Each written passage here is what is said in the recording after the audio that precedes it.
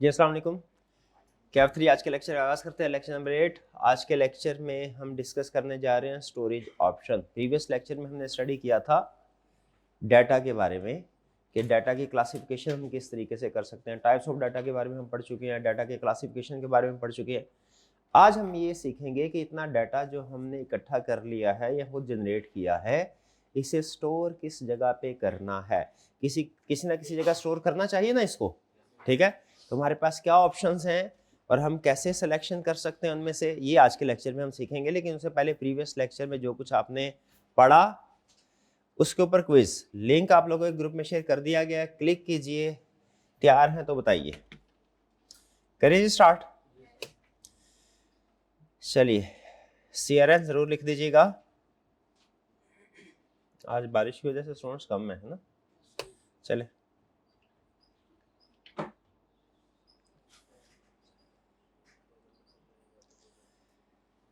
जी, पहला CRN जरूर लिख लें भैया। CRN फिर बाद में आपने कहना सर टाइम नहीं मिला, सामने आया नहीं था, क्वेश्चन पढ़ना शुरू हो जाते हैं।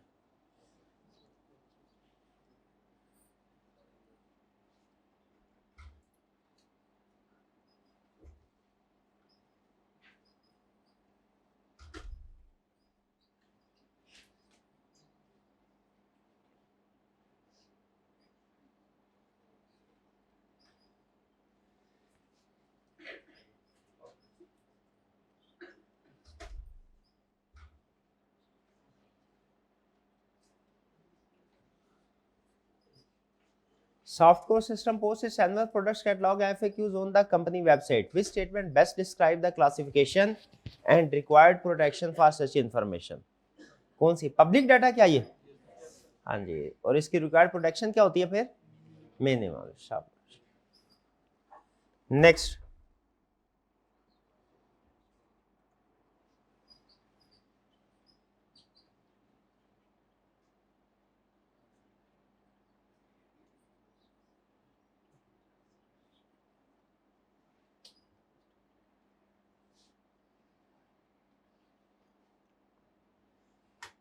Finsure Bank stores clients' credit card number and medical insurance details. The information encrypted and shared only with authorized partners under compliance laws. Which data category does this best represent? कौन सी data category? Confidential नहीं, restricted. Confidential में और restricted में क्या फ़र्क है? Confidential information वो होती है जिससे ऑर्गेनाइजेशन को अपना नुकसान हो सकता है अगर वो इंफॉर्मेशन लीक हो। रिस्ट्रिक्टेड डाटा के ऊपर एक एडिशनल पॉइंट या एडिशनल सिक्योरिटी लेयर होती है, इसके ऊपर लीगल रिक्वायरमेंट्स भी अप्लाई हो रही है।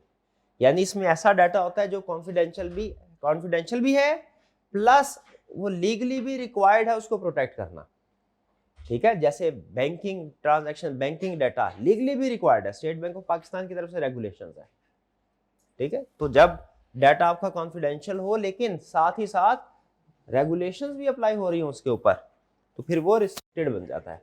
रिस्ट्रिक्टेड में कॉन्फिडेंशियलिटी में सिर्फ लीगल रिक्वायरमेंट का फर्क है। तो यहाँ पे चूंकि उसने बताया था कि कंप्लायंस लॉज हैं, लॉज अप्लाई होते हैं इस डाटा के ऊपर, इसलिए ये कौन से वाला है डाटा? Restricted, correct. नेक्स्ट,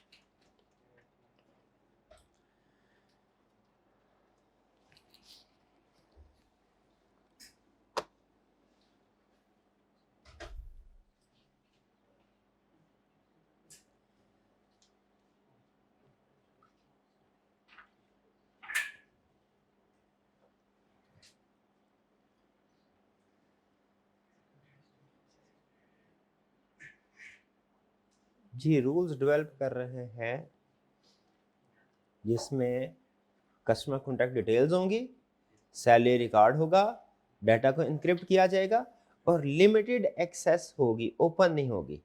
कौन से वाला है? ये कॉन्फिडेंशियल है। इंटरनल तो है लेकिन इंटरनल में भी उसने बताया हुआ है कि इनक्रिप्टेड है, लिमिटेड एक्सेस है। इसका मतलब है ये इंटरनल हर एक को अवेलेबल नहीं है। अगर इंटरनल जनरली अवेलेबल होता विद इन द ऑर्गेनाइजेशन तो फिर हम उसको सिर्फ इंटरनल कहते हैं। यहाँ पे साथ में रिस्ट्रिक्शन भी उसने लगाई है कि सबको ये डाटा अवेलेबल नहीं है, तो ये डाटा कॉन्फिडेंशियल।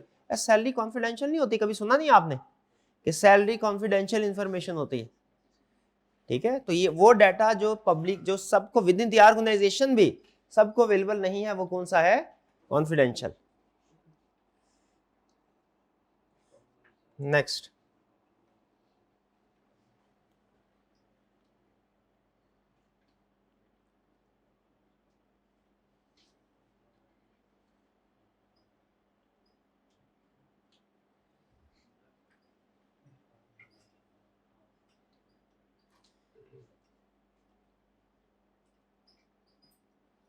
जी हाँ, अब इसमें प्रॉब्लम, ये जनरली है within the organisation available, outsiders को अवेलेबल नहीं है, लेकिन within the organisation generally सब एम्प्लॉयज को अवेलेबल है। ये होगा इंटरनल डाटा, ये कॉन्फिडेंशियल नहीं है, ये इंटरनल है। नेक्स्ट,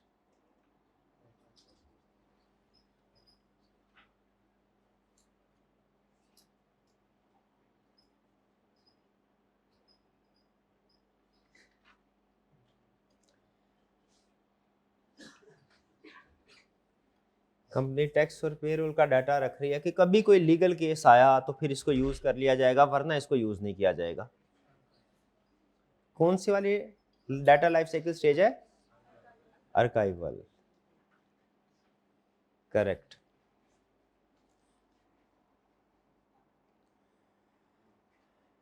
नेक्स्ट,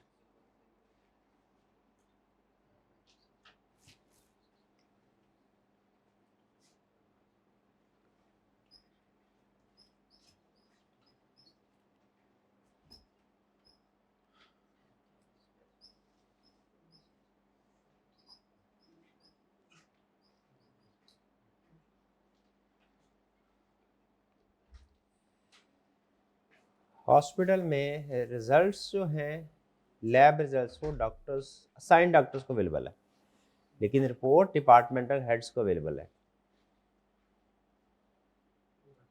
जी, कौन सा वाला? रूल बेस्ड क्लासिफिकेशन, शाबाश।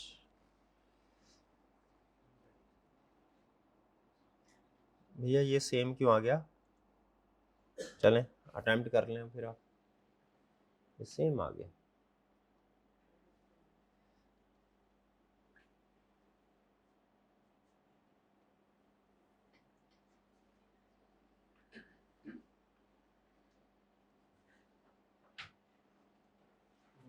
अरे भाई सेम आ गया।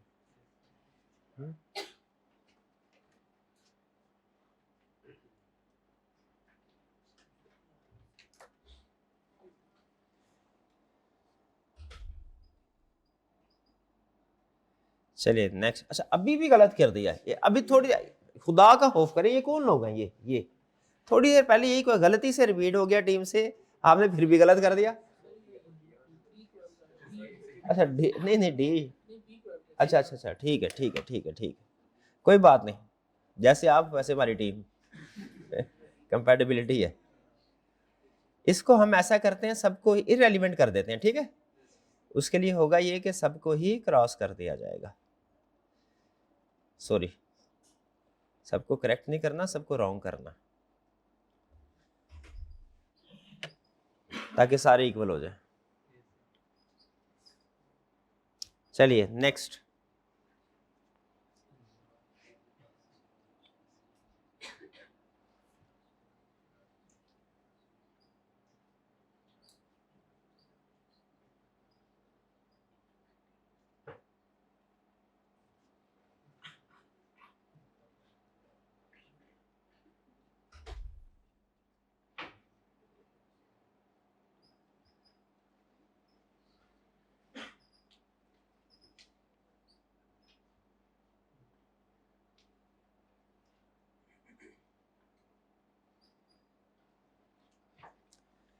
sales department globally shares monthly sales data only with its own team. Human resource and finance departments cannot access it. What type of access classification applies here? Executive level, departmental level, ऐसा ही है ना? So data सिर्फ एक certain department को available है।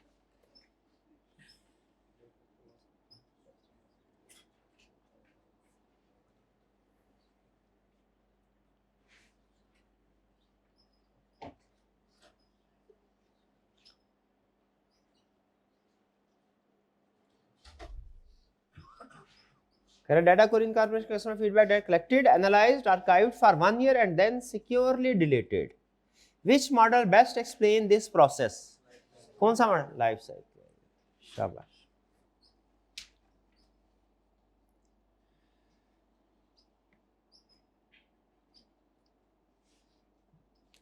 Correct. Next.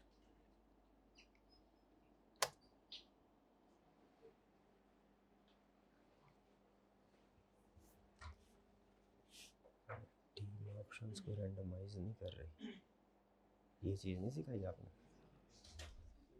फिर दोबारा जोड़ दीजिएगा इसको.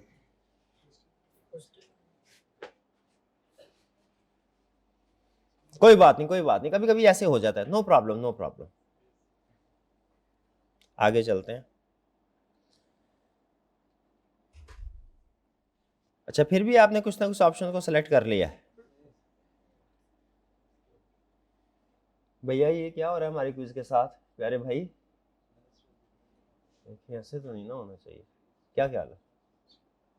ये टीम को जरा देखें, टीम क्या कर रही है.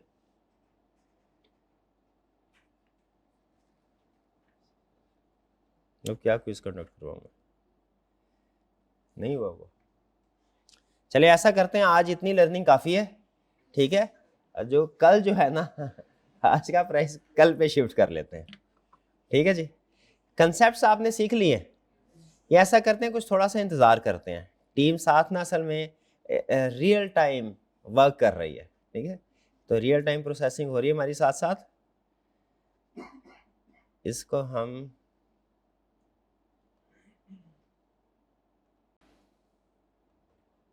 दोबारा कंडक्ट करवाते हैं ऐसी क्विज को. इस वाले क्वेश्चन को देखें, दोबारा डिस्प्ले होगा आपके स्क्रीन पे.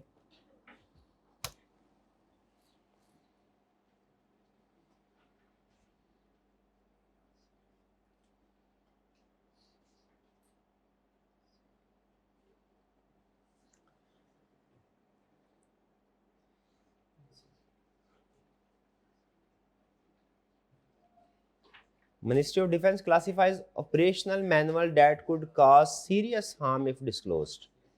Under the government classification model, which label applies? जी, सीरियस हार्म. लेकिन ये गवर्नमेंट मॉडल है. आपको पता है गवर्नमेंट की थोड़ी अपनी लैंग्वेज होती है. वो क्या क्या वर्ड यूज करते हैं normally? Classified, unclassified, secret, top secret. तो बताइए गवर्नमेंट क्लासिफिकेशन मॉडल के लिहाज से इसे क्या बोलेंगे हम? सीक्रेट. अनक्लासिफाइड कौन सा होता है? जो पब्लिकली अवेलेबल है, पब्लिकली अवेलेबल. करेक्ट. नेक्स्ट.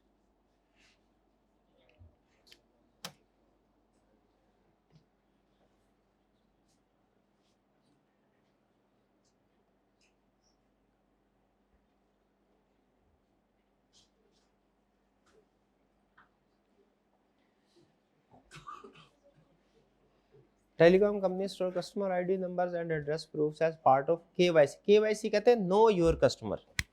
यानी स्टेट बैंक की तरफ से रिक्वायरमेंट्स है कि हर बैंक ने ये को पता होना चाहिए कि उसका कौन सा कस्टमर क्या काम करता है, उसका सोर्स ऑफ इनकम क्या है. इसे नो योर कस्टमर कहते हैं, verification. Such data falls under compliance driven. Which compliance driven classification? Public या पर्सनल हेल्थ इंफॉर्मेशन या रिस्ट्रिक्टेड बिजनेस डाटा या personally identifiable information? Personally identifiable information. Correct. Next.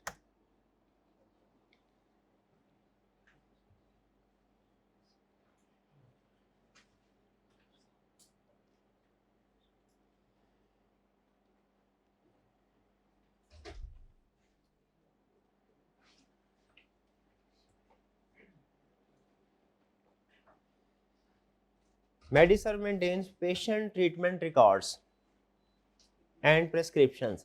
Unauthorized disclosure could breach medical privacy laws. इसका मतलब है इस पे laws applicable है. Under compliance based classification what is this data type? Personal health information. ये health से relate करता है क्या? बिल्कुल ये हेल्थ से रिलेट करता है.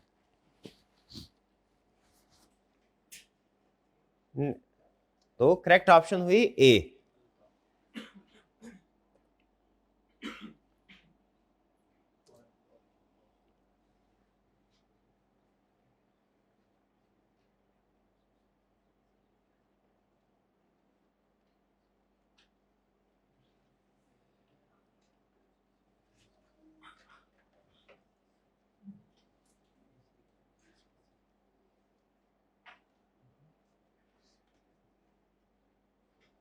अब रेगुलेशन के बारे में पूछ लिया उसने आपसे, कौन सी रेगुलेशन अप्लाई होती है, तो बताइए। ऑनलाइन पेमेंट से रिलेटेड विद डाटा प्रोटेक्शन, कौन सी? हाँ जी, पीसीआई। ये है पीसीआई पेमेंट, पेमेंट्स के लिए रेगुलेशन है। पेमेंट कार्ड क्या है? पेमेंट कार्ड आइडेंटिफिकेशन नहीं है, इंडस्ट्री डाटा सिक्योरिटी सिस्टम। हाँ जी, payment card industry data security system, payment से रिलेटेड ये लॉ है। इसका मतलब है ये लॉज आपने भी याद नहीं किए हुए, ऐसा ही है, मैंने भी नहीं किए हुए एब्रीविएशन है, लेकिन आपको तो करने चाहिए ना, आपने पेपर देना है। ये एब्रीविएशन याद कीजिए। नेक्स्ट लास्ट क्वेश्चन ये रहा।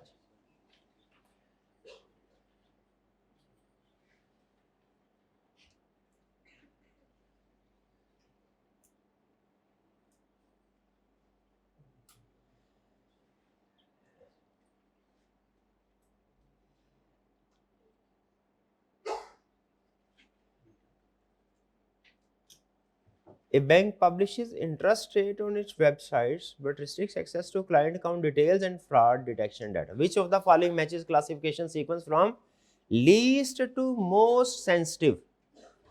ठीक है, least sensitive कौन सा होता है? पब्लिक, फिर इंटरनल, फिर कॉन्फिडेंशियल, फिर रिस्ट्रिक्टेड। हाँ जी, ये सही है, रिस्ट्रिक्टेड से नहीं, तो बी ऑप्शन करेक्ट। चलिए बी। अब चलते हैं हम अपने टॉपर्स की तरफ।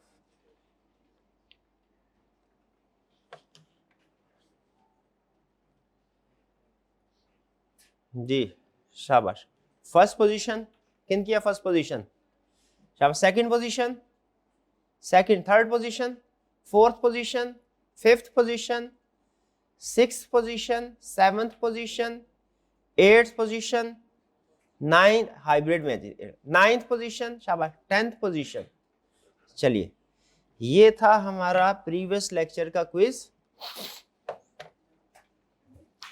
अब चलते हैं हम आज के लेक्चर की तरफ, लेकिन आज के लेक्चर की तरफ जाने से पहले प्रीवियस लेक्चर में से कोई क्वेश्चन पूछना चाहते हो तो पूछ लीजिए। कोई क्वेश्चन, कोई क्वेश्चन? कोई क्वेश्चन नहीं है यार, ऐसे ना करें। एक मिनट पॉज कीजिएगा जरा। जी, प्रीवियस लेक्चर में से कोई क्वेश्चन? देखिए, कॉन्फिडेंशियल डाटा ऐसा है वो डाटा जो कि किसी को डिस्क्लोज हुआ तो आपको नुकसान पहुंचेगा, ये है कॉन्फिडेंशियल। और रिस्ट्रिक्टेड डाटा ऐसा डाटा होता है कि जो डिस्क्लोज आपको नुकसान भी होगा लेकिन डबल नुकसान होगा। क्यों? क्योंकि आपको जो रेगुलेटर्स की तरफ से भी पेनल्टी फेस करना पड़ेगी, रेगुलेटरी रिक्वायरमेंट्स की भी, लीगल रिक्वायरमेंट्स की भी वायलेशन होती है। ठीक है, ये डिफरेंस है। क्या डिफरेंस है? क्वेश्चन क्या है, क्या डिफरेंस है कॉन्फिडेंशियल डाटा में और रेगुलेटेड डाटा में? जैसे फर्ज कीजिए, ये आपको एक बैंक है पाकिस्तान का फेमस बैंक, उस पे हैकर्स ने, उसके कंट्रोल्स कुछ वीक थे, सिस्टम में कुछ वीकनेस थी, हैकर्स ने अटैक किया और बहुत से अकाउंट होल्डर्स का डाटा हैक करके डार्क वेब पे सेल कर दिया। डार्क वेब बताया ना आपको क्या होता है? इलीगल गुड्स सेल परचेज करने के लिए वेबसाइट्स होती हैं, ठीक है, वहां पे सेल कर दिया। अब जब ये इशू सामने आया, अब जाहिर है कॉन्फिडेंशियल डाटा था, बैंक को खुद उसकी रेपुटेशन तो इफेक्ट हुई, कस्टमर भी डिस्टर्ब हुए, बहुत से कस्टमर ने शिफ्ट भी कर लिया कि जी हमें जो है वो नुकसान होगा, यहाँ पे इनका सिस्टम ठीक नहीं है। लेकिन साथ ही साथ स्टेट बैंक की तरफ से भी इन्वेस्टिगेशन हुई। स्टेट बैंक ने कहा जब हमने आपको कहा हुआ है कि आपने इस इंफॉर्मेशन को प्रोटेक्ट करना है तो आपने क्यों नहीं अपने सिस्टम इंटरनल इन्वेस्टिगेशन उनकी स्टार्ट कर दी? तो बताइए, ये जो डाटा था कस्टमर्स का, क्या ये कॉन्फिडेंशियल तो था, लेकिन इसके लिए बेहतरीन क्लासिफिकेशन क्या है कॉन्फिडेंशियल वाली के उससे भी एक ग्रेड ऊपर, उससे भी एक ग्रेड ऊपर, वो कौन सी वाली है? बिल्कुल रिस्ट्रिक्टेड। क्लियर जी? और कोई क्वेश्चन? अच्छा, लाइफ साइकिल बेसिकली डाटा को एनालाइज करने का एक तरीका है कि हमें कौन सा डाटा जो है वो उसको किस तरीके से मैनेज करना है। उसमें डाटा की उसको उसके फेज से क्लासिफाई करते हैं, ओवर लाइफ इसके कितने फेजेस हैं। हमने स्टडी किया, पहले डाटा ओरिजिनेट होता है स्टार्ट में, फिर वो यूज होता है, फिर उसके बाद उसको आर्काइव किया जाता है, फिर उसके बाद उसको डिलीट किया जाए। असल में डाटा की हर लाइफ साइकिल के ऊपर ना आपको कुछ कंट्रोल्स, कुछ आपको उनके बारे में कुछ एहतियातें ज़रूरी होती हैं, ठीक है। जैसे सबसे ज़्यादा डाटा जो हमारा रिस्की होता है वो डाटा जो हम यूज़ कर रहे होते हैं, क्योंकि यूज़ कर रहे होते हैं वो डाटा लाइव अवेलेबल होता है, उसके हैक होने का भी चांस ज़्यादा होता है, ठीक है। तो डाटा लाइफ साइकिल में क्या करते हैं, हम किसी भी डाटा को ओवर उस फेज ऑफ लाइफ क्लासीफाई करते हैं।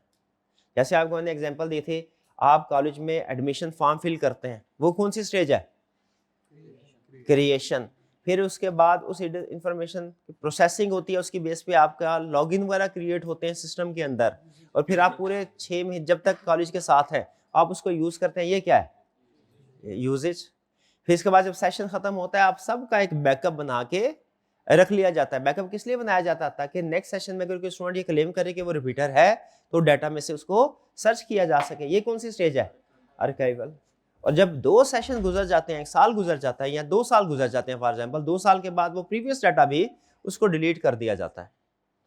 क्यों कर वो डिलीट कर दिया, वो फिर कौन सी स्टेज है, डिलीशन स्टेज। तो ये डाटा लाइफ साइकिल स्टेज है। और कोई क्वेश्चन?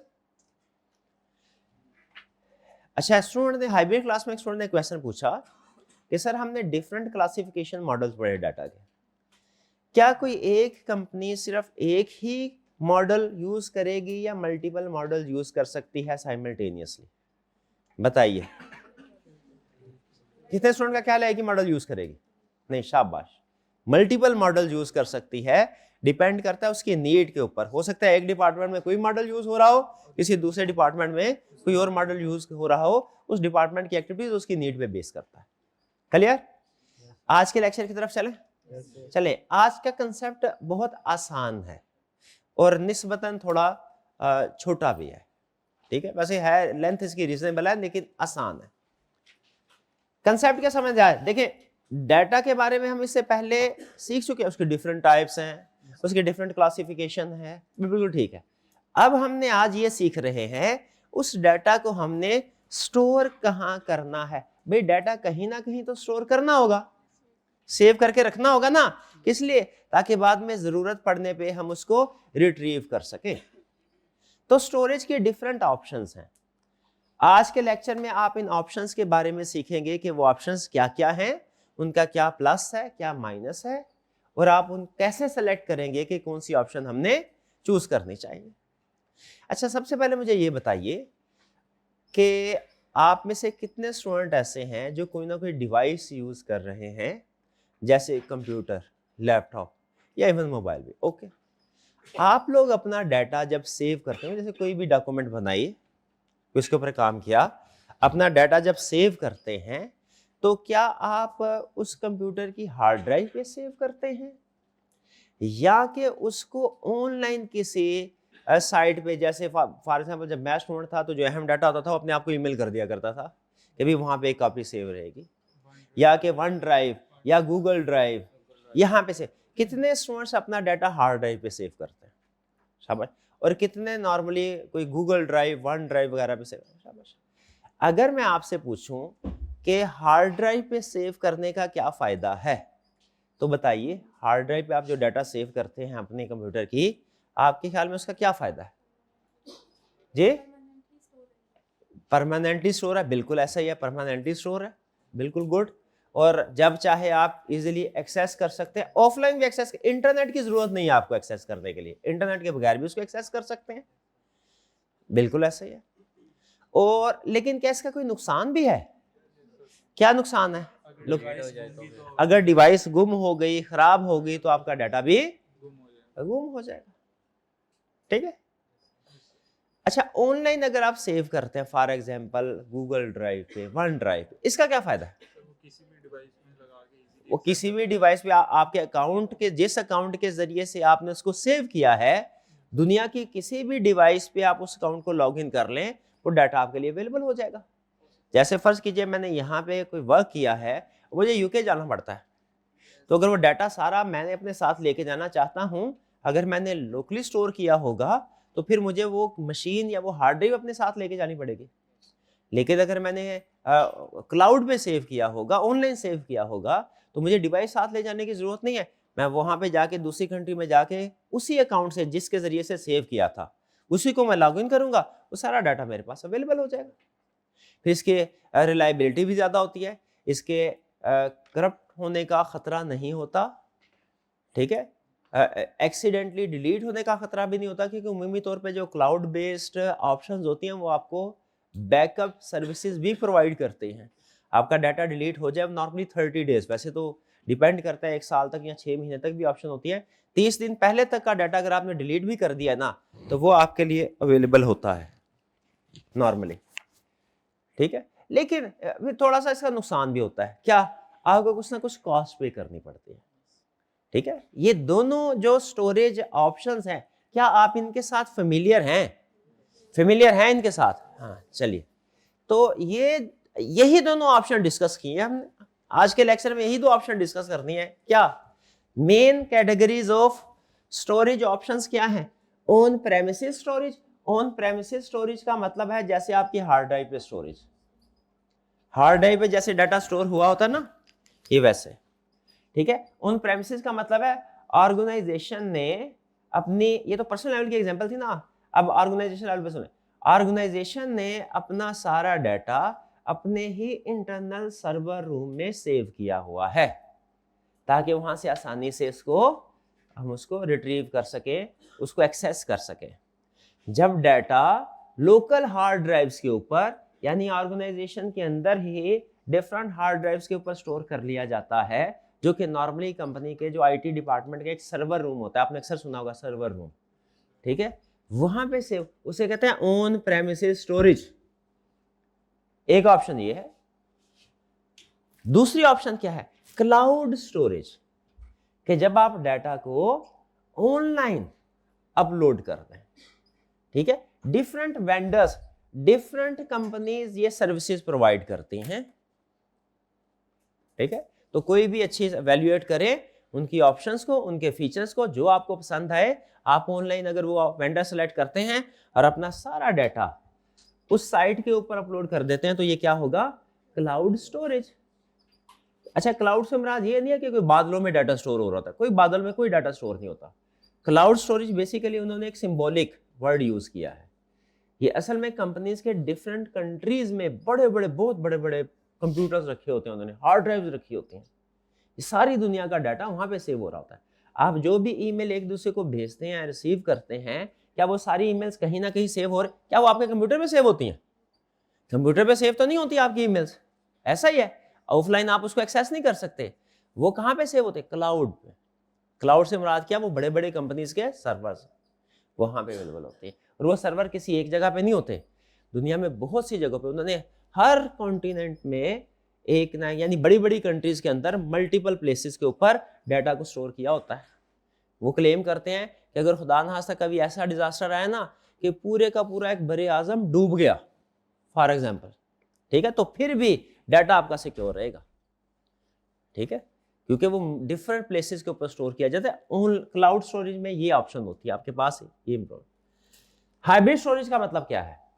हाइब्रिड स्टोरेज का मतलब है कि आप अपने डाटा को दो हिस्सों में डिवाइड कर दें, जरूरत के मुताबिक कुछ डाटा आप ऑन प्रेमिसेस स्टोर करें और कुछ डाटा आप क्लाउड में स्टोर करें। क्लियर जी? इसको चेंज करना है, मैं इससे मुतमिन नहीं हूं, ठीक है। हाँ जी, क्लास कर दी, ठीक है। हाइब्रिड स्टोरेज इसे बोलते हैं, हाइब्रिड स्टोरेज। हाइब्रिड स्टोरेज में क्या होगा? कुछ डाटा आपका जो है वो ऑन प्रेमिसेस स्टोर होगा और कुछ डाटा आपका क्लाउड पे होगा। अब कौन सा डाटा होगा ये जाहिर है जरूरत के लिहाज से आप डिसाइड करेंगे, ठीक है। जैसे हम नॉर्मली हमारा जो लेक्चर्स होते हैं, नोट्स वगैरह होते हैं, एलएमएस से रिलेटेड जितना भी डाटा है वो हम ऑनलाइन अवेलेबल किया होता है, यानी वो हमने उसके लिए क्लाउड स्टोरेज यूज की जाती है, जो स्टूडेंट से रिलेटेड जितना भी डाटा होता है, ठीक है। लेकिन जो एम्प्लॉयज की सैलरीज की कैलकुलेशन होती है उससे रिलेटेड डाटा होता है, ह्यूमन सोर्स डाटा, वो हमने क्लाउड पे स्टोर नहीं किया हुआ, वो कहाँ पे? ऑन प्रेमिसेस, ठीक है, क्योंकि वो उसके बारे में हमें ज्यादा खतरा है कि वो आपको पता है वो कॉन्फिडेंशियल इंफॉर्मेशन है, वो डिस्क्लोज हो जाए तो ज्यादा प्रॉब्लम हो सकती है। तो आप मुझे बताइए, अगर कॉलेज अपना कुछ डाटा क्लाउड स्टोरेज पे सेव किया है, कुछ डाटा ऑन प्रेमिसेस है, तो कॉलेज कौन से वाला स्टोरेज ऑप्शन यूज कर रहा है? Hybrid storage. ठीक है, अब यहाँ पे उसने कुछ आपको इसी चीजों को एक्सप्लेन किया है, कंपैरेटिव एनालिसिस किया है। वो कह रहा है स्टोरेज टाइप क्या है? On premises. ऑन प्रेमिसेस का मतलब क्या है? डाटा जो है फिजिकली सर्वर पे सेव किया जाता है, और ये सर्वर कौन ओन कर रहा है? ऑर्गेनाइजेशन। ये ऑर्गेनाइजेशन के अंदर आईटी डिपार्टमेंट में मौजूद होंगे। सर्वर समझिए एक बड़े कंप्यूटर को कहते हैं। ठीक है, सर्वर समझ लीजिए किसको कहते हैं? बड़े उसका डाटा अवेलेबल है। इसके एडवांटेजेस क्या है?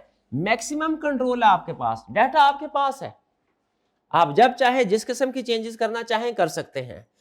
हाई सिक्योरिटी है, इसको कोई हैक नहीं कर सकता नॉर्मली। ठीक है, आप अपनी मर्जी के मुताबिक जितने कंट्रोल्स खुद कस्टमाइजेशन कर सकते हैं, कंट्रोल्स को बढ़ाना चाहें बढ़ा सकते हैं, कम करना चाहें कम कर सकते हैं। जब आप थर्ड पार्टी सर्विसेज यूज करते हैं तो फिर आपको थर्ड पार्टी के कंट्रोल्स उसके सिस्टम के ऊपर रिलाई करना पड़ता है, कस्टमाइजेशन हो सकती है। ये एडवांटेजेस है ऑन प्रेमिसेस स्टोरेज के। लिमिटेशंस क्या है? हाई कॉस्ट है, आपको कंप्यूटर बाय करना पड़ता है खुद का, फिर आपको उसको मैनेज करने के लिए किसी आईटी एक्सपर्ट को एंगेज करना पड़ेगा। ठीक है, मेंटेनेंस रेगुलरली। लो स्केलेबिलिटी, अगर आपकी ऑर्गेनाइजेशन ग्रो करती है और आपको मजीद डाटा स्टोर करना है तो आपके लिए उसको मुश्किल हो जाएगा। जैसे आपने 500 GB की ड्राइव, हार्ड ड्राइव जो है बाय की, इनिशियली आपने कहा इतना डाटा काफ़ी है, लेकिन बाद में मजीद डाटा जो है वो उसको आपको स्टोर करने की जरूरत पेश आई, आपके लिए उसको इंक्रीज करना मुश्किल होगा। आप हार्ड ड्राइव निकाल लेंगे, मार्केट में जाएंगे, उसको फॉर एग्जाम्पल सेल करेंगे, रिप्लेस करेंगे, ठीक है, उसके बदले में नहीं लेके आएंगे ड्राइव, या अगर सेल नहीं भी करते उसको अलग से फिर आपको निकाल के रखना मुश्किल होगा। लेकिन ऑनलाइन आपको पता है विद इन सेकेंड्स आपकी स्टोरेज अपग्रेड हो जाती है। आप जीमेल है फॉर एग्जाम्पल 15 GB देता है फ्री में, लेकिन आप 1 मिनट के अंदर उसको अपग्रेड कर सकते हैं, 100 GB लेके जा सकते हैं। आप पेमेंट करें जो भी उनका पैकेज है, उसी वक्त स्टोरेज अपग्रेड हो जाती है। कोई मार्केट में जाने की, नई डिवाइस खरीदने की जरूरत नहीं है। लेकिन यही डाटा अगर आप खुद का होता ऑन प्रेमिसेस तो आपको क्या, आपको फिजिकल डिवाइसेस बाय करना पड़ते। ठीक है, ऑन प्रेम। ये नॉर्मली किन लोगों के लिए सूटेबल है? बैंक्स के लिए, क्योंकि बैंक्स का डाटा अमूमी तौर पे हाईली सेंसिटिव होता है और वो इसको ऑनलाइन अवेलेबल करने का रिस्क नहीं ले सकते, वहां पे हैकर्स के अटैक ज्यादा होंगे। इसीलिए नॉर्मली बैंक्स का जो ज्यादातर डाटा होता है, जो ज्यादातर वो कौन सा होता है? On premises. On premises storage option समझ आ गए। Next, cloud based. ठीक है, क्लाउड बेस्ड सर्विसेज क्या हैं? क्लाउड में आप किसी ना किसी वेंडर के से सर्विसेज हासिल करते हैं। ठीक है, यह है data on remote third party service. Third party कौन है? वेंडर। वो कोई भी हो सकता है, Amazon हो सकता है, वो गूगल हो सकता है, इसके अलावा और भी बहुत सी कंपनीज क्लाउड स्टोरेज ऑप्शन आपको प्रोवाइड कर रही होती हैं। मैं पर्सनली जो यूज करता हूं वो गूगल की करता हूं, क्योंकि गूगल अकाउंट है ना, आपको पता है वो एक ही अकाउंट यूज करे सर्विसेज वेंडर की, तो कंपैटिबल होती है एक दूसरे के साथ यूज करना। ठीक है, Amazon भी सर्विसेज प्रोवाइड करता है, गूगल, तो बहुत से वेंडर सर्विसेज प्रोवाइड करते हैं। हमें इससे गर्ज नहीं है। आपने जब कभी कोई ऑप्शन सेलेक्ट करनी है ना, अगर आपने फैसला किया कि भाई हमने जो है क्लाउड स्टोरेज की तरफ जाना है, तो फिर आप सर्च कीजिएगा, उस वक्त के मुताबिक जो बेस्ट ऑप्शन लगे आपको फीचर्स के लिहाज से, आप उसको सेलेक्ट कर लीजिएगा। हम ये कभी याद रखें, सॉफ्टवेयर इंडस्ट्री के अंदर हम ये कभी भी ये नहीं कह सकते कि ये वाली सॉफ्टवेयर हमेशा बेस्ट है। वो वेरिएशन आती रहती है, अपग्रेड आते रहते हैं, एक वर्जन आता है और वो सॉफ्टवेयर जो फॉर एग्जांपल वो लाइन में पीछे था वो एकदम आगे आ जाता है। डीप सी की एग्जांपल हमारे सामने है। जब चैट जीपीटी आया, कोई सोच भी नहीं सकता था कि वो इसके लेवल तक कोई पहुंच सकेगा, लेकिन कुछ अरसे के लिए उसने उसको बीट कर दिया।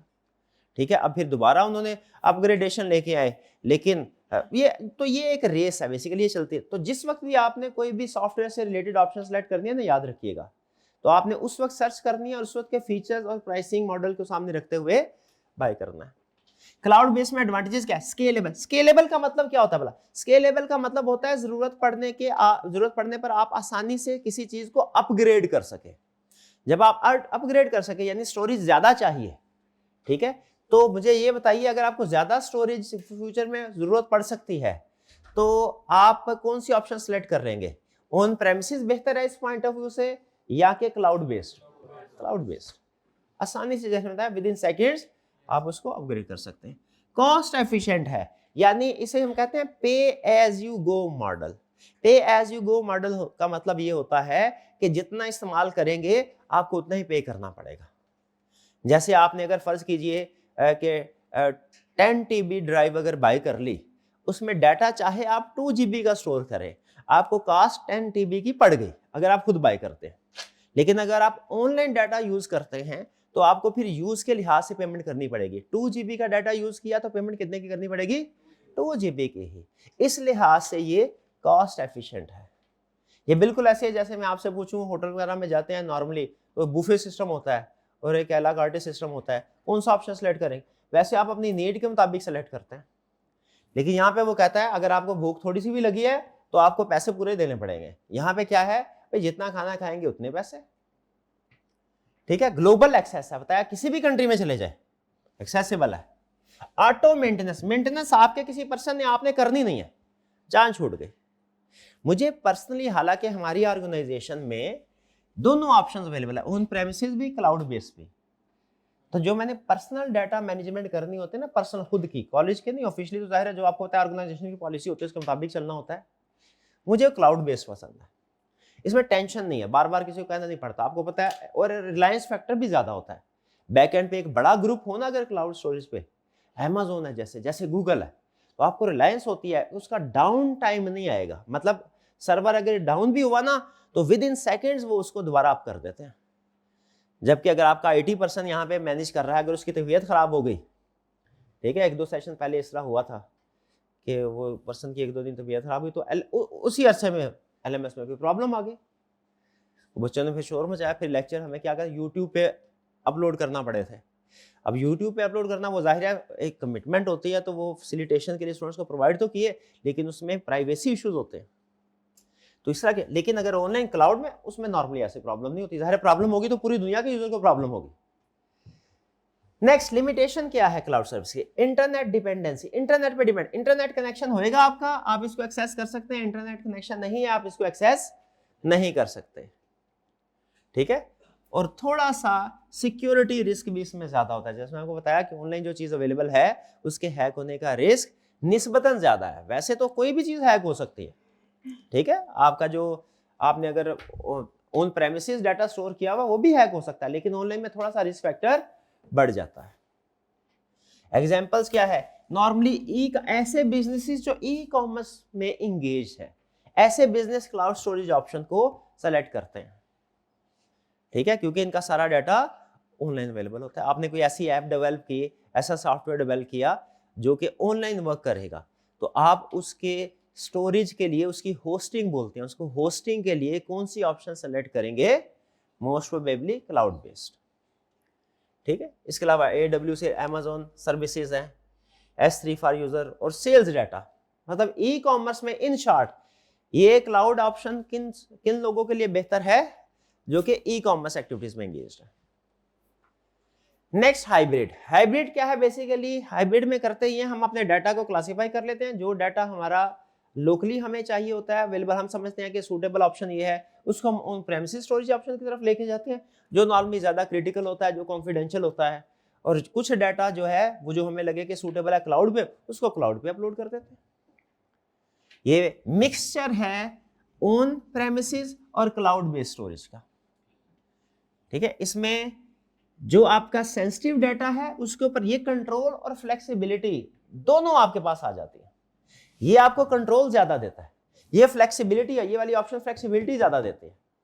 यहां पे कंट्रोल भी आ गया, यानी सेंसिटिव डाटा आपने अपने पास ऑन प्रेमिसेस रख लिया, और जो सेंसिटिव डाटा नहीं है उसको क्या किया आपने? क्लाउड पे। ठीक है, लिमिटेशंस क्या है इसमें? Integration challenges. इंटीग्रेशन चैलेंजेस का मतलब ये है जब कुछ डाटा आपके अपने सर्वर पे होगा, कुछ डाटा ऑनलाइन अवेलेबल होगा, तो हो सकता है दोनों के सॉफ्टवेयर में कंपैटिबिलिटी हो जाए।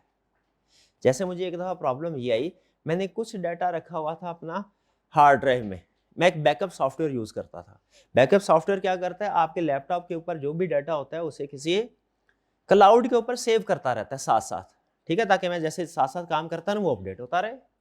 उसमें कुछ फाइल्स को मैंने क्लाउड पे, क्योंकि उसमें जाहिर है वो करते पेमेंट होती है, पेमेंट देनी पड़ती है आपको जब आप क्लाउड सर्विसेज बाय करते हैं, तो कुछ डाटा आपको पता है हमारा ऐसा होता है, कुछ कुछ जैसे फॉर एग्जांपल कोई एंटरटेनमेंट टाइप का डाटा, वो अहम नहीं होता, वो मैंने कहा भाई हार्ड ड्राइव पर है, ज़ाया भी हो गया, मसला कोई नहीं है।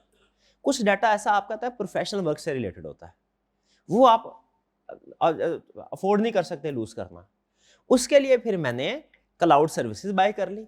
तो मेरी स्ट्रेटजी कौन सी थी? हाइब्रिड डाटा के लिहाज से।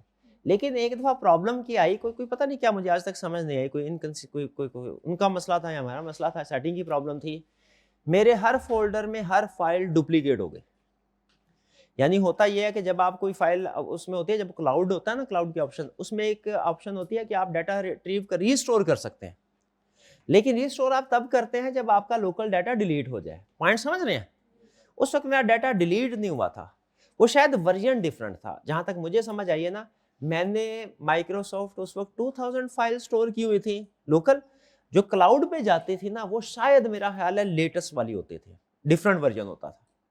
ठीक है, तो उससे ये लगा कि जो डिफरेंट, हालांकि फाइल सेम थी, मुझे पता था फाइल सेम है, सिस्टम को शायद ये लगा कि ये फाइल का फॉर्मेट डिफरेंट है, तो ये फाइल भी डिफरेंट है और ये फाइल डिलीट हो चुकी है। उसने वो फाइल रिस्टोर कर दी, हालांकि वो रिस्टोर नहीं होनी थी। तो मेरे हर फोल्डर में डबल फाइल हो गई, वो मुझे फिर एक एक करके उसको डिलीट करना पड़ा, बड़ा टाइम। तो अभी भी कुछ फाइल्स पड़ी हुई हैं, वो भी डिलीट नहीं कर सका। तो सम टाइम कंपैटिबिलिटी की प्रॉब्लम आ जाती है। कंपैटिबिलिटी अगर ना हो, इस तरह के प्रॉब्लम्स आ सकते हैं, डुप्लीकेट हो गई, हो सकता है वो उसको डिलीट कर दे।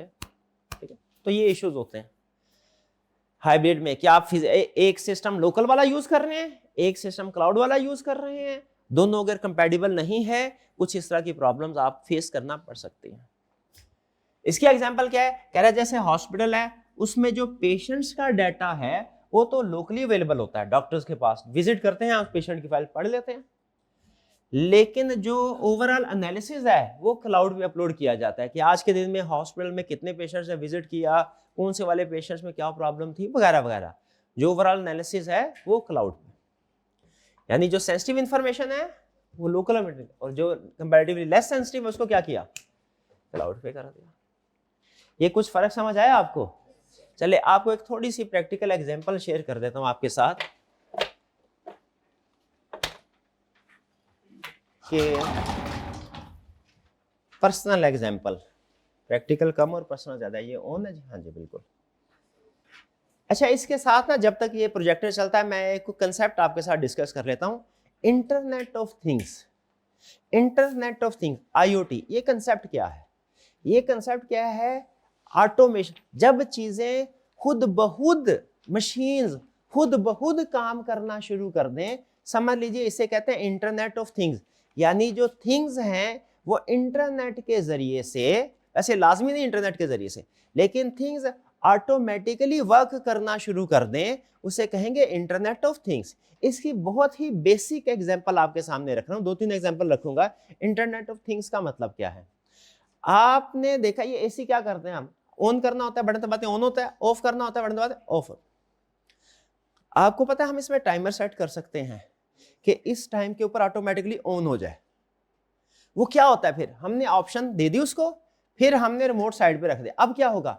अब बेसिकली इस एसी के अंदर दो फंक्शन काम कर रहे हैं, वो दो फंक्शन आपस में एक दूसरे के साथ कनेक्टिविटी करेंगे।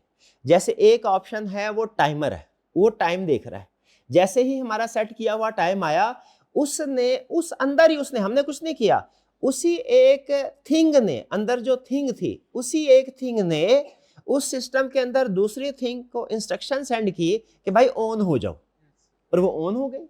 ये क्या है? इंटरनेट ऑफ थिंग की एग्जांपल। या बाज़ औक़ात हम कहते हैं सर्टेन टेम्परेचर के बाद भैया ये एसी जो है बंद हो जाए। अब वो क्या होता है? उस सिस्टम के अंदर ही एक थिंग, टेम्परेचर कंट्रोलर होगा कोई, वो टेम्परेचर को वॉच कर रहा होगा और हमारी इंस्ट्रक्शन उसके सामने होगी। जैसे ही वो उस इंस्ट्रक्शन टेम्परेचर तक पहुंचे, टेम्परेचर ऐसे होगा, वो फौरन इंस्ट्रक्शन देगा ऑन ऑफ वाले सिस्टम को कि भैया अब आप ऑफ हो जाओ। ये क्या है? इंटरनेट ऑफ थिंग्स, एक दूसरे के साथ कनेक्ट होके वर्क कर रही है। जब थिंग्स, मशीन्स एक दूसरे के साथ कनेक्ट होके खास तौर पे इंटरनेट के जरिए से वर्क करना शुरू करते, से कहते हैं इंटरनेट ऑफ थिंग्स। इसकी मेडिकल इंडस्ट्री में एग्जांपल सुने। फर्ज कीजिए किसी घर में एक पेशेंट है, उसकी उम्र है 65-70 ईयर्स, उसको ब्लड प्रेशर की प्रॉब्लम है, उसको हार्ट की प्रॉब्लम है, शुगर है, वगैरह वगैरह। ठीक है, अब रात को वो अपने कमरे में आराम कर रहे हैं, घर के बाकी फैमिली मेंबर आराम कर रहे हैं। क्या रात को 1:30-2 बजे अगर उनकी तबीयत खराब हुई, घर के दूसरे लोगों को पता चल सकेगा? नहीं चल सकेगा, नुकसान हो सकता है। तो कुछ डेवलप्ड कंट्रीज में वो क्या करते हैं, जैसे आपने देखा होगा मूवीज में, वो कैदियों को ना कुछ वो ट्रैकर लगा देते हैं, ताकि पता जमानत पे रहा होती है ना, उनको कहीं भाग ना जाए, तो वो ट्रैकर लगा देते हैं उनको, वो मॉनिटर करते रहते हैं। उसी तरह जो पेशेंट्स है, अब हॉस्पिटल के पास गए, हॉस्पिटल ने क्या किया, उनको एक तरह से ट्रैकर लगा दिया, एक स्मार्ट वॉच समझ लीजिए पहना दी। वो स्मार्ट वॉच बॉडी के सारे पैरामीटर्स को मॉनिटर कर लिया, ब्लड प्रेशर क्या है, फॉर एग्जांपल शुगर का लेवल क्या है, हार्ट बीट क्या है, सारी चीजें, और उसको कनेक्ट कर दिया हॉस्पिटल के सिस्टम के साथ। अब वो कंटिन्यूसली मॉनिटर करे, पैरामीटर सेट है। जैसे ही फॉर एग्जांपल ब्लड प्रेशर का लेवल या हार्ट बीट जो है वो कम हुई, खुदा ना खास्ता कभी कोई हार्ट अटैक की सिचुएशन आ गई, तो फौरन वो थिंग खुद ब खुद मॉनिटर कर रही है। जैसे उसके पैरामीटर से नीचे है, खुद ब खुद उसने हॉस्पिटल के सिस्टम को मैसेज भेज दिया। अब जाहिर इसके लिए इंटरनेट के साथ कनेक्ट होना जरूरी है। हॉस्पिटल को मैसेज, हॉस्पिटल के सिस्टम को पता चल गया हमारा पेशेंट जो है ना वो इस लोकेशन पे मौजूद है और उसे मेडिकल इमरजेंसी क्रिएट हो गई, हेल्प की जरूरत है। उसने उसी सिस्टम, वो भी सिस्टम है, वहां पे कोई पर्सन नहीं है, उसने ऑटोमेटिकली 2 मैसेज सेंड कर दिए। एक एम्बुलेंस को उसके एड्रेस के साथ कि इस एड्रेस के ऊपर, इस लोकेशन के ऊपर हमारा पर्सन मौजूद, पेशेंट मौजूद है, जाके उसको हॉस्पिटल लेके आइए। और दूसरी तरफ डॉक्टर को जो अपने घर में बैठा है, आराम कर रहा है, या उसको इमरजेंसी अलार्म सिस्टम के जरिए से इन्फॉर्म कर दिया भाई आपकी इस हॉस्पिटल में जरूरत है। अब एम्बुलेंस गई, घर वालों को पता भी नहीं है, एम्बुलेंस आई, उन्होंने कहा जी पेशेंट की तबीयत खराब है, और लेके चले गए। और जब तक एम्बुलेंस हॉस्पिटल में पहुंची तब तक डॉक्टर भी आ चुका था, क्योंकि जो इंटरनेट ऑफ थिंग्स थे उसने डॉक्टर को भी मैसेज कर दिया था। अब मुझे ये बताइए, इंटरनेट ऑफ थिंग्स है ना कमाल ये, ठीक है। इसी तरह फॉर एग्जांपल इसको ट्रैफिक मैनेजमेंट में भी यूज किया जाता है। कैमराज होते हैं ना, ठीक है, स्मार्ट कैमरा, ई चालान के जरिए से, बिल्कुल, या इससे भी ज्यादा ट्रैफिक मैनेजमेंट का असल मकसद कैमराज का चालान करना नहीं होता। असल मसला स्मार्ट कैमराज का जो असल यूज है वो ये है कि मैनेज करें कि रोड में किस वक्त, आपको देख पता है हमारे यहाँ सिस्टम ये है कि फिक्स होता है जी, ये इशारा जो है ना, ये सुबह हो या शाम हो या दोपहर हो, ये इसने 20 सेकंड के लिए बंद होना है, रेड सिग्नल होगा और 20 सेकंड के बाद ही ओपन होगा। लेकिन डेवलप्ड कंट्रीज में ऐसा नहीं है, वो ट्रैफिक का जो रश होता है उसके लिहाज से उसको कंट्रोल करते हैं। वहां पे वो कैमरा जो है वो वॉच कर लेता है कि यहाँ पे ट्रैफिक का लोड ज्यादा है, जिस रोड पे, जैसे 4 रोड क्रॉस हो रही हैं, और वो मैं देख लेता है जिस रोड पे ट्रैफिक का ज्यादा लोड है वो वहां का सिग्नल ज्यादा देर के लिए ग्रीन कर देगा, और जहां पे कम है, जहां पे जैसे फॉर एग्जांपल 4-5 गाड़ी है, वहां पे सिर्फ 4-5 सेकंड के लिए ओपन होगा, उसके बाद बंद हो जाएगा। फिक्स नहीं है, वेरी कर रहा है मैनेजमेंट उसकी, और किसके लिहाज से, वो ट्रैफिक के रश के लिहाज से। मुझे बताइए फिक्स वाला सिस्टम बेहतर है कि ये वाला जो मैनेज के साथ, ये जो इंटरनेट ऑफ थिंग है इसको कंट्रोल करता है। और फिर पीरियडिकली जो रिपोर्ट्स होती है वो डे एंड के ऊपर, जितनी भी पूरे दिन की रिपोर्ट्स होती है वो सबमिट करवा देते हैं अपने जो भी ऑफिसर्स होते हैं, ताकि वो डिसाइड कर सके हमने ट्रैफिक को डाइवर्ट करना है तो वो कैसे करना है, अगर वहाँ पे कोई पुल वगैरह बनाना है वो किस तरीके से, वो कहाँ पे जरूरत होगी। तो यह इंटरनेट ऑफ थिंग्स, ये कंसेप्ट को समझ आया इंटरनेट ऑफ थिंग्स। चलिए आगे चलते हैं। अच्छा, मैं कुछ आपके साथ शेयर करना चाह रहा था क्लाउड से रिलेटेड। तो जैसे ये है गूगल क्लाउड जो बेसिकली मैं यूज कर रहा हूँ। यहाँ पे मैंने ऑलरेडी चूंकि इस अकाउंट बनाया वो ऑलरेडी लॉगिन है कंसोल पे। यहाँ पे होता है डाटा जो होता है वो बकेट्स की फॉर्म में सेव होता है। तो मैं सर्च कर लेता हूँ बकेट, डाटा मेरे पास आ जाएगा ये। अब यहाँ कहीं मेरा डाटा सेव होगा। गूगल ड्राइव पे भी सेव कर सकते हैं, लेकिन याद रखें क्लाउड स्टोरेज जो है वो डिफरेंट कंसेप्ट होता है। और जो गूगल ड्राइव बेसिकली, ये जो क्लाउड स्टोरेज है ये एप्स डेवलपमेंट के लिए, रियल टाइम में आप अपने कस्टमर को जो सर्विस प्रोवाइड करना चाहते हैं, वेब एप्स वगैरह सॉफ्टवेयर, उसके लिए यूज होता है। यहाँ पे जैसे मैंने एक टेस्ट क्रिएट किया था, टेस्ट यहाँ पे रख दिया। अब ये मेरा टेस्ट, अब मैं जब चाहे स्टूडेंट्स के साथ ये टेस्ट शेयर कर सकता हूँ ऑनलाइन। यहाँ पे क्विज है, ये क्विज आ गया, ये उसका लिंक है। मैंने आप लोगों के साथ ये लिंक शेयर करना है, जिसके साथ भी ये लिंक शेयर करना, क्विज आपके सामने आ जाएगा, आप उसको अटेम्प्ट कर सकते हैं। फॉर एग्जांपल नेक्स्ट, ये कर लिया, नेक्स्ट, समझ रहे हैं ये। अच्छा, ये अब मैंने तकरीबन 4-5 महीने पहले इसको स्टोर किया था। अब देखते हैं जरा मुझे इसकी कॉस्ट कैसी पड़ती है। ये बिल गूगल वाले बिल भेज देते हैं। तो मैं देखता हूँ मेरा गूगल क्लाउड का लेटेस्ट बिल जो है वो कितना आया, क्योंकि 6 महीने पहले मैंने शेयर किया था, फिर उसके बाद इसको मैंने अभी शेयर नहीं किया। अब ये देखिए, ये इनवाइस आपको शायद नज़र आ रही होगी, ये नज़र आ रही है, ये किस महीने की है वाला? अक्टूबर के महीने की होगी, ऊपर नीचे कहीं लिखा होगा, बिलिंग मंथ लिखा होगा कहीं। हाँ, ये 1 सितंबर से 30, और बिल कितना भला? $0, क्योंकि मैंने इसको यूज ही नहीं किया, शेयर ही नहीं किया। अब मैं जब आप लोगों के साथ ये क्विज, आप लोगों के साथ जो भी क्विज वगैरह शेयर होता है ना, उसकी एक कॉस्ट पड़ रही होती है, ठीक है। वो आपको लग रहा होगा कि जैसे फ्रीली जब यूज कर ले, लेकिन बैक एंड के ऊपर उसके यूज के लिहाज से, क्योंकि ये अब मैंने शेयर नहीं किया हुआ, इसकी कॉस्ट 0 है। जब मैं आपके साथ शेयर करूंगा ये कॉस्ट बढ़ना शुरू हो जाएगी, और ये मेरे लिए स्केलेबल है, ठीक है। अब देखें कोई यूजर नहीं है, 0 कॉस्ट, यूजर ज्यादा होंगे कॉस्ट बढ़ती जाएगी, $5 $10 जितनी होगी वो पे करनी पड़ेगी। तो ये कंसेप्ट है हमारा क्लाउड बेस्ड स्टोरेज का। क्लियर हुई ये बात? चलिए अब चलते हैं हम फर्दर कंसेप्ट्स की तरफ, जो कि है edge data storage, blockchain based storage और data lakes. Edge data storage क्या होती है? आप जिस पॉइंट पे, बाज़ औक़ात ऐसा होता है जिस पॉइंट पे डाटा कलेक्ट हो रहा होता है ना, वो पॉइंट और जिस पॉइंट पे डाटा स्टोर हो रहा है वो पॉइंट डिफरेंट होते हैं। जैसे मैंने को अभी आपको ट्रैफिक सिग्नल की एग्जांपल दी, उसमें मैंने आपको बताया था कि ट्रैफिक जो कैमरा है, स्मार्ट कैमरास हैं, वो ट्रैफिक को कंट्रोल कर रहे होते हैं साथ साथ, लेकिन डे एंड के ऊपर पूरे दिन की रिपोर्ट हेड ऑफिस में सेंड कर देते हैं। अब हेड ऑफिस पे रिपोर्ट जाती है, नोट कीजिए, डे एंड के ऊपर, तो इसका मतलब है सारे दिन का डाटा हेड ऑफिस में रियल टाइम सेंड नहीं किया जा रहा, क्योंकि रियल टाइम सेंड किया जाएगा ना तो आपको 24 घंटे के लिए कनेक्टिविटी चाहिए उस कैमरा की हेड ऑफिस के साथ, जिसके लिए कॉस्ट होगी, ठीक है। और दूसरी तरफ ऑप्शन ये है कि डे एंड के ऊपर आप सारा डाटा भेज दें, वो एक ही दफा, आपने एक दफा 1 मिनट के इंटरनेट के साथ कनेक्ट करना उस डिवाइस को, और डाटा सारा आपने सेंड कर देना।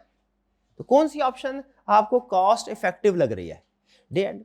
लेकिन जो डे एंड वाली ऑप्शन है ना, उसमें आपको एक काम करना पड़ेगा, उस डिवाइस पे जो कि इनिशियली डाटा कलेक्ट कर रही है, उस डिवाइस के साथ ही कुछ ऐसा सिस्टम बनाना पड़ेगा कि डाटा वहां पे स्टोर हो सके, जहां पे डाटा कलेक्ट हो रहा है कुछ देर के लिए उधर ही स्टोर हो सके।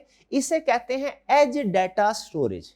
यानी एज पॉइंट से मुराद हमारा एंड पॉइंट है हमारे सिस्टम का, वो एक तरह से एक पॉइंट है ना जो सेंट्रल डाटाबेस है उसके साथ कनेक्टेड है।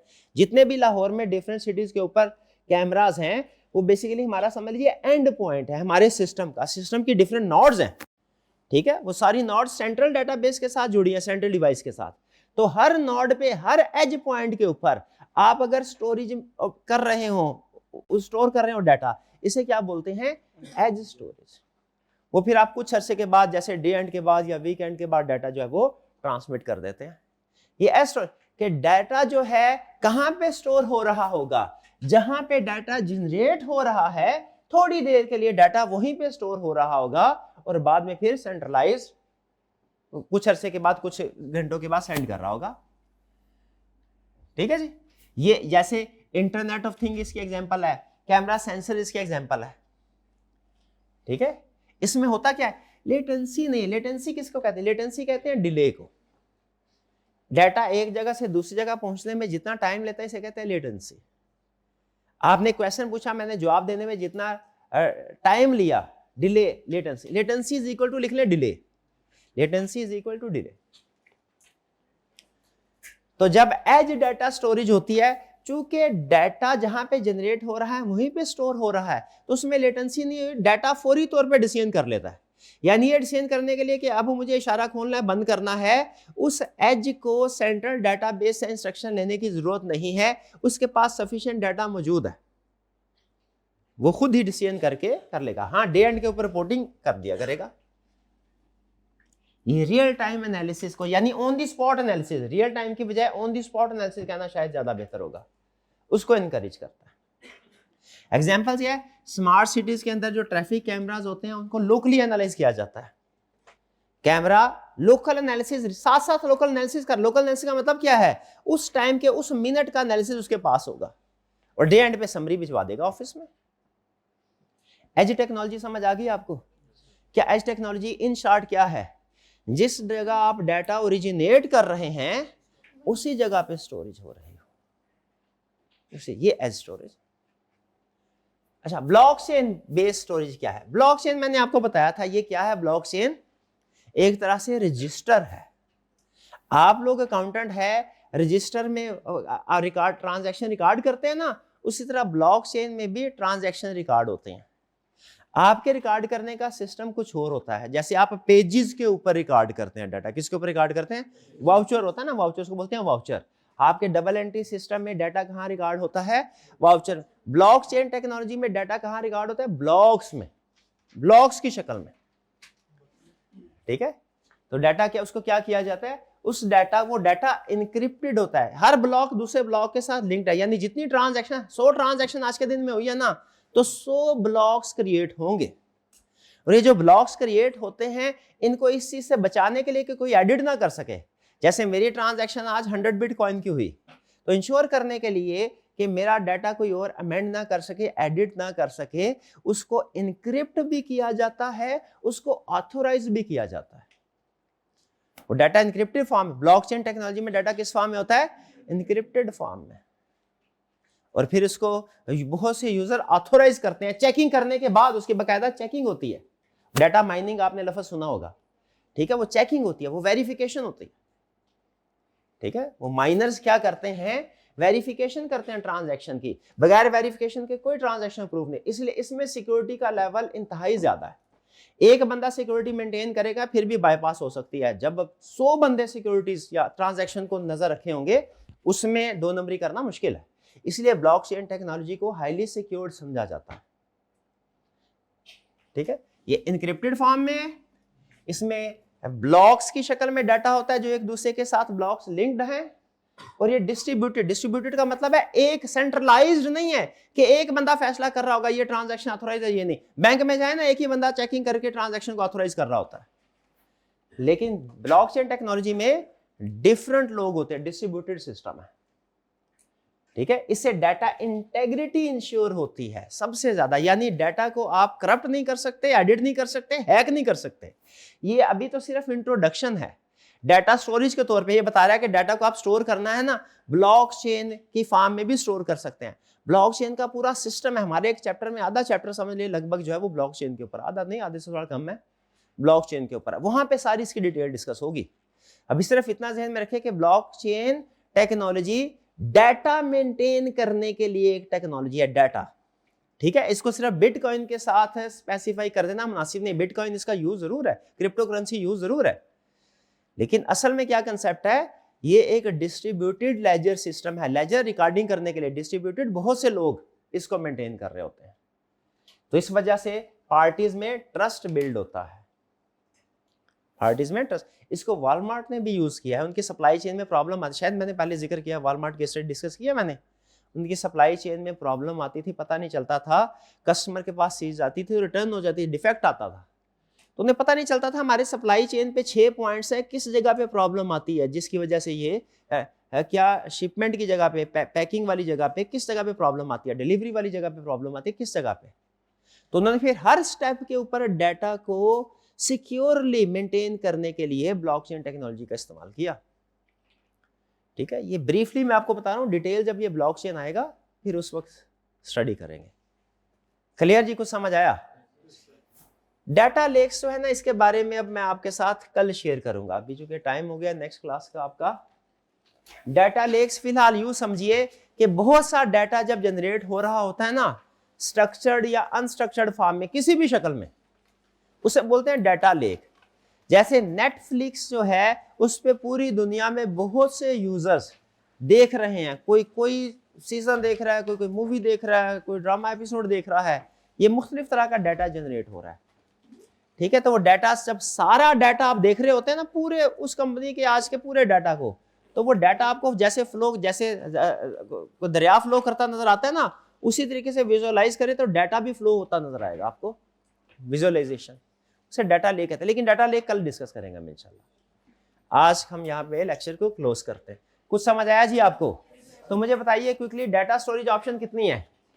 On premises, cloud, hybrid on premises, आप अपने सर्वर पे, क्लाउड बेस्ड थर्ड पार्टी के सर्वर पे स्टोर करें, हाइब्रिड मिक्स, सेंसिटिव डाटा अपने सर्वर पे और जो रूटीन डाटा है थर्ड पार्टी के सर्वर पे। आज का लेक्चर यहाँ खत्म करते हैं। अल्लाह हाफिज।